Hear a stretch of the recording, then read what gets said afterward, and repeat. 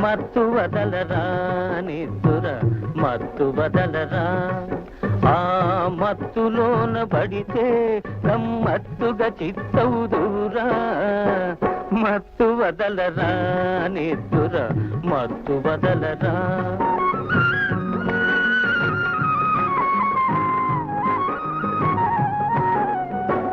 జీవితమున సగభాగం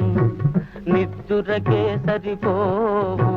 జీవితమున సగభాగం నిద్దురకే సరిపోవు మిగిలిన సగభాగం చిత్తశుద్ధి లేకపోవు అతి నిద్రాలోలుడు తెలివిలేని మూర్ఖుడు అతి నిద్రాలోలుడు తెలివిలేని మూర్ఖుడు పరమార్థం గాన